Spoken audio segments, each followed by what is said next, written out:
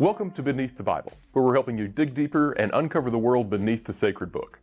Today we're wrapping up our series on the people groups of the Bible, at least for now, with a look at the Amalekites. Now, these people show up throughout the Pentateuch and into the books of Judges and Samuel. They're a constant thorn in the side of the Israelites. It seems like they're always popping up when Israel is most vulnerable. They work alongside the Ammonites, the Philistines, the Midianites, whoever else fought against Israel. It seems like they're among Israel's fiercest enemies. But what if they didn't exist?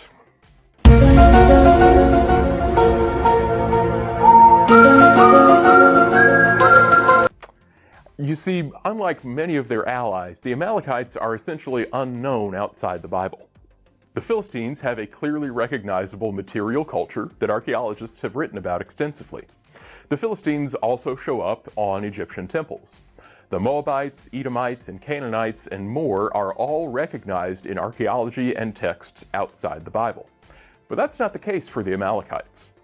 This raises the question, were the Amalekites a real group, or are they a literary invention? Are they a foil for the Israelites used to make rhetorical and theological points? Or did they exist historically even if we don't have much evidence of their existence? We're going to look at those questions today as we examine the Amalekites.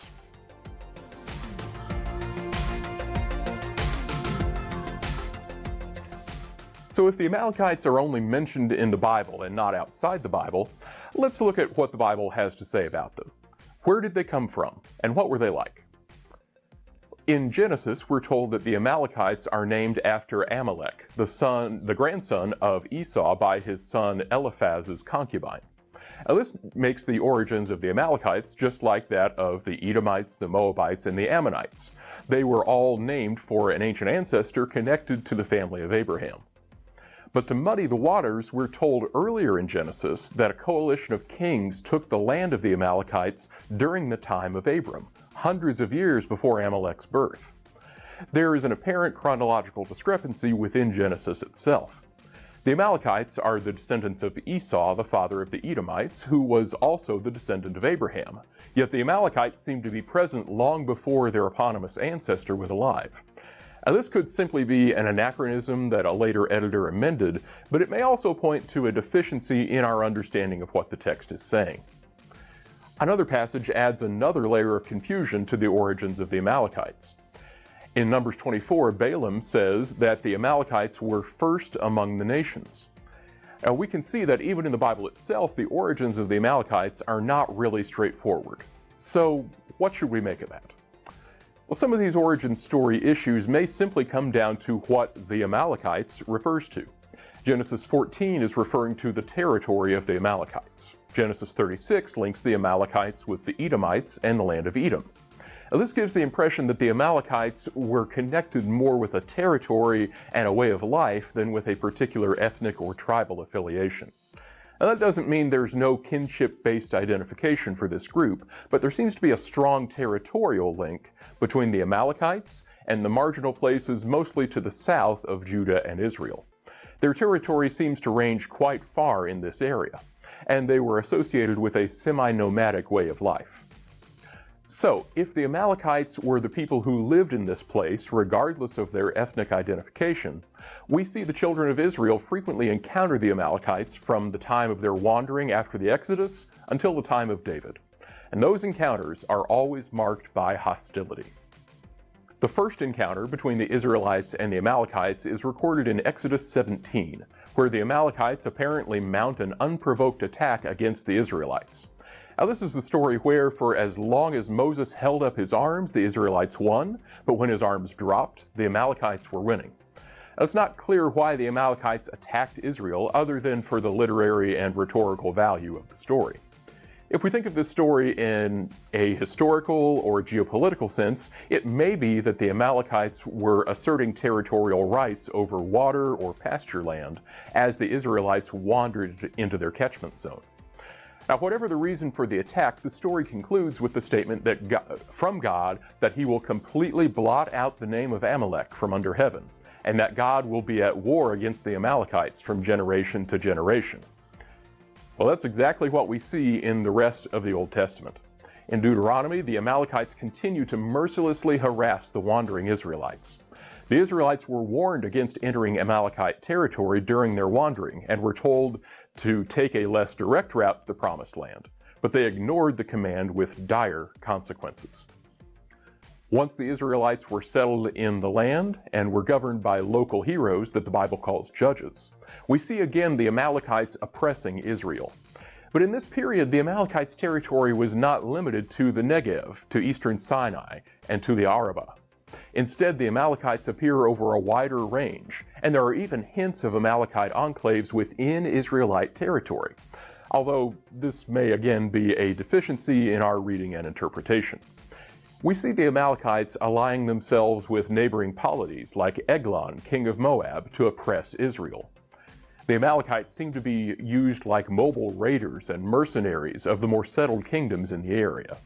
In Judges 12, we see a minor Israelite judge who is buried in the territory of Ephraim, in the hill country of the Amalekites. We also see in a very old text, Judges 5, this curious phrase, "Some came from Ephraim, whose roots were in Amalek." This again seems to link Ephraim with the Amalekites. The story of Gideon begins with recounting how, whenever the Israelites planted their crops, the Midianites, Amalekites, and other eastern peoples invaded the country. They camped on the land and ruined the crops all the way to Gaza, and did not spare a living thing for Israel, neither sheep, nor cattle, nor donkeys. This links the Amalekites with the Midianites, a semi-nomadic tribal group in the Arabah and south down to the Gulf of Aqaba. It seems that the Amalekites were nomadic or semi-nomadic raiders who were a constant threat to those who were settled on the margins, near the transitional zone between agricultural and nomadic space. The Amalekites were also probably a nuisance for other settled people groups, but we only have the Israelite sources that record their existence. In the period of the Judges, they appear in several regions, as a Transjordanian group, in the northern hill country, and in the Negev. They get around, and it's not entirely clear why. Do they range this far as part of their nomadic wandering? Did they cover such a wide range only as mercenaries? Are there different groups and pockets of Amalekites? The answers to those questions aren't all that clear. In the period of the monarchy, the Amalekites appear as enemies of Saul and David. 1 Samuel 15 records how Saul attacked into an apparent Amalekite stronghold, a place called the city of Amalek. This is the story where God commands Saul to kill all the residents and animals of the Amalekites. The Amalekites were under the so-called ban, or herem, where they were allotted for destruction. Saul fails to carry out this order of complete destruction, sparing the Amalekite king Agag and the best of their livestock. And because of this disobedience, God rejects Saul and his line as kings and shows favor to David and the Davidic line. Now, David also had his own encounters with the Amalekites, starting before he ascended to the throne of Israel. When he served as a kind of mercenary captain or vassal of the Philistines, David had the city of Ziklag as his estate or fiefdom. While he was away fighting, a group of Amalekites looted Ziklag and took away women and wealth from the city. David found an Egyptian, a former Amalekite slave, who led him to the camp of these Amalekites, where he defeated them and recovered the wealth of the city. In summary statements of David's reign, like 2 Samuel 8, he is said to have defeated the Edomites, the Moabites, the Ammonites, the Philistines, and the Amalekites. After the reign of David, the Amalekites basically disappear. They cease to be a serious threat to the Israelites. 1 Chronicles does mention that a remnant of Amalekites survived until the days of Hezekiah. After the 10th century, the biblical text makes general references to Arabs and people of the East, but there are no specific mentions of the Amalekites. They seem to disappear from Israelite memory after the time of David. Now, there is one possible later reference to the Amalekites, and we find it in an unexpected place. Haman, the villain in the book of Esther, is described as an Agagite. Some ancient historians, like Josephus, link this group with the Amalekites, and this would make sense, as 1 Samuel 15 records the name of the Amalekites' king as Agag. Now, on the other hand, there are references from the time of Sargon, which refer to a land of Agag possibly being somewhere in modern-day Iran, although these texts are very old and far removed from the writing of Esther. Now, this means that the lineage of Haman and his relationship with the Amalekites, if any, isn't clear. As a mortal enemy of the people of Israel, he fits as an Amalekite in Israelite literary thinking. And this way may be the best way to understand his identity as an Agagite. He's an enemy of Israel, just like the Amalekites were always enemies of Israel. So, there's what the Bible tells us about the Amalekites. Now, the Bible is the only ancient source that mentions them by name, which leaves us with some questions. Is this all we can know about the Amalekites? Were they even a recognizable people group? And if so, is there any evidence for their existence beyond the Bible? We'll try to answer those questions now. Historically speaking, the Amalekites are nowhere to be seen. There are no references to them from Egypt, from Mesopotamia, from any of the Transjordanian states, all of the places where we usually find references to ancient people groups outside the Bible. Only Israel and Judah record their existence. But what about archaeology? Oftentimes groups with shared culture can be isolated. People who share customs, beliefs, and patterns of behavior leave similar material signatures that can be identified as a unified culture. Whether they thought of themselves as a unified group or not is another thing altogether. Often, shared cultures are attestable archaeologically before they are historically. We find material evidence of their existence before they are referenced by neighboring people groups. With the Amalekites, we don't even see evidence for that level of existence.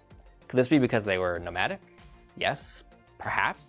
But even nomads are not totally invisible in terms of archaeology. There are necropoli and cult places that seem to have been used, even primarily used, by nomads. When we look at the biblical texts, we see where the Amalekites lived. We don't really find anything in those areas where we can say, this is what an Amalekite cultural assemblage looks like. Let's take a look at Tel Massos, for example. Tel Massos is a multi-period site that is about 7 kilometers outside of Beersheba in the Negev Desert. The site has a Middle Bronze Age phase, an Iron 1 phase, and an Iron 2 phase, all located at different places on the site. The Iron 1 phase is the possible Amalekite city. In fact, Tel Massos is often identified as the city of Amalek that is referenced in 1 Samuel, the site that Saul destroys. The Iron 1 site at Tel Massos has 3 strata. The oldest, stratum 3, has multiple phases, with the first phase being just some floors and pits, which is possibly indicative of nomadic presence at the site. There's evidence of people living there, but no permanent structures. This was followed by a second phase, 3B, which has the first houses at the site, in the Iron 1, dated to around mid-12th century. The final stratum, stratum 1, is largely eroded but shows evidence of decline and abandonment around the 10th century. It's the middle stratum, stratum 2, that was the heyday of the site. It indicates a wide range of cultural influences converging at the site during this time. This stratum has multiple buildings that show a variety of stylistic influences. There are some 4-room houses, which are hallmarks of Israelite habitation. We also find 3-room houses, broad-room houses, a courtyard house, which is more typical of late Bronze Age Canaanite habitation. Finally, there's a so-called Amarna house, that's the style more common in Egypt. And at least one building seems to have had a public function, and indicating some level of communal organization. The material culture shows local ceramic traditions, but there are a few Phoenician bichrome imports, a few Philistine sherds, there's some Midianite ware that were common in North Arabia, and Egyptian flower pots, which is a ceramic form associated with Egypt. There are Phoenician ivory items, bronze and copper implements, and it's hard to say who lived at this site other than people who had wide-ranging economic ties. Nothing ties all this evidence together to indicate that one particular people group lived here. There are highways and trade networks that cross the Negev that could explain these economic connections. Raiding and robbery could also explain the variety of material found at this site. The diverse ceramics and material culture with the variety of domestic structures suggests this was not composed of a homogeneous people group. So was Tel Massos an Amalekite city in the Iron One? It's really not clear. It certainly could be. It's the one site most often cited as Amalekite, and some explanations of the material evidence could fit with the Bible's descriptions of the Amalekites, but the evidence is too varied to draw definite conclusions. Let's look at some other possible Amalekite settlements. Now, there aren't a lot of settlements in the Negev until the 10th century. At that time, or the early Iron 2A, there are about 60 new settlements, usually on hilltops in the Negev highlands. These so-called fortress sites usually consist of 4-room houses with a casemate wall around the settlement, often in an oval shape, with agricultural land usually around the fortress. Now, scholars have long debated what these sites are, who built them, and why. And I don't want to get into all of that literature at the moment. I never really want to get into that literature. But the gist of the debate is typically around the relationship between these structures and the activity of David and Solomon. I would say the mainstream perspective is to see these fortress sites as part of the Davidic or Judahite attempt to control the trade caravans that went through the Negev. Who populated the sites, though, is really not clear. Material culture includes the typical iron-to-a ceramics of the highlands as well as the local Negevite coarse wares. The forum houses are typical of Israelite occupation, but it's not clear that Israelites were living in these fortresses. Instead, many scholars see these as attempts by the state to sedentarize the nomadic groups who populated the Negev. This would have kept them from raiding the trade caravans the king wanted to keep safe and to tax. It would have perhaps incorporated the nomads into that endeavor in a more constructive way, and it would have allowed the state to keep a closer eye on the potentially troublesome nomads. If you keep in mind that the Negev is where the Amalekites were typically found, and David is credited with defeating the Amalekites, it's tempting to see these fortress sites as possibly being settled by Amalekites, or rather, the victorious Israelites settling the Amalekites so they could control them. Again, this is not clear though, and it's speculative at best.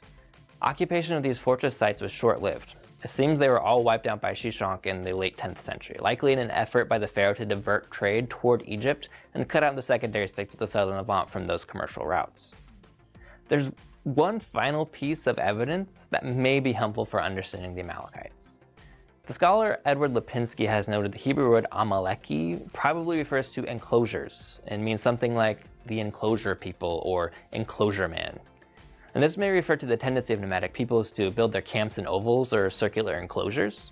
It may also refer to a territory, like a lowland territory enclosed by mountains. And Lipinski finds support for this view in a reference from Mesopotamia. In the broken obelisk of Ashur-bel-Kala, dated to the 11th century, the word Hamiluhi is used when the king says, "I rebuilt from top to bottom the storehouses of my lordly palace," and this refers to the forepart of the Hamiluhi, or enclosure. Lipinski explains how this Hurro-Urartian word is related to the Hebrew Amaleki, given the consonantal shifts from language to language and so on. So where do you find this in the Bible? In Judges 12:15, where the minor judge is buried, it may refer to an enclosure, perhaps a sacred enclosure on a hill in the territory of Ephraim.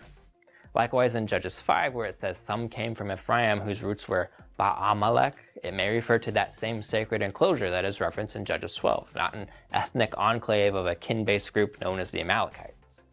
If Lipinski is right, and his suggestion is certainly intriguing, then the Amalekites are less a tribal or ethnic group than a nomadic or even semi-nomadic group that lived in marginal zones and camped in some kind of enclosure-like settlement. Now, this would mean that the Israelites identified the Amalekites by their way of life rather than by ethnic or cultural markers. It would help explain why other people groups don't record the existence of a group known as the Amalekites. It would help explain why we don't find any definitive archaeological evidence of the Amalekites, because they may have had little or no material culture to set them apart from the people around them. So, does that answer all of our questions? Do we have here a grand unified theory of the Amalekites? Well, we wouldn't go that far, but we do hope that we've been able to shed some light on who the Amalekites were historically and why we have so little evidence for them outside the Bible. Now, despite the lack of historical and archaeological evidence, we find no reason to doubt that the Amalekites were a people group who actually existed and who were longtime antagonizers of the Israelites. There were no doubt many tribal or ethnic groups that existed in antiquity that left little to no evidence for modern people to identify. The Amalekites may be one such group, a vaguely defined group that existed for a few generations and then essentially disappeared. Amalekite identity was much different than the way we typically think of the identity of people groups in the Bible. It was defined by an outside group, the Israelites, who grouped together a number of people who lived nomadic and semi-nomadic lives on the outskirts of Iron Age society. The people that Israel calls Amalekites may have had their own ways of differentiating themselves. They may have had their own complex identification strategies that Israel just lumps together as Amalekite. They had no ethnic or cultural markers that Israel or modern archaeologists recognize, and so it makes sense that we don't find much evidence to that effect. Now, there is, however, another big question about the Amalekites when we read about them in the Bible. Why were they so hated by Israel's God? Why were they slated for destruction? Why would God command the Israelites to deal so mercilessly with these people? That is a subject for a future video. We hate to leave you hanging, but we think that this concept, the ban or the herem, and other theology related to warfare in the ancient world deserves its own treatment. So, we'll end our look at the Amalekites here, but we hope you'll subscribe, because there's a lot more to learn. Thanks for joining us for this Beneath the Bible video. If you like what you saw, we think that you'll also like our other videos on people groups of the Bible. So be sure to check out the videos that are popping up on the screen right now. You can also follow us on Facebook, Twitter, and Instagram at Beneath the Bible. And remember, you can support our work at ko-fi.com/beneaththebible. Thanks for watching, and until next time, keep digging.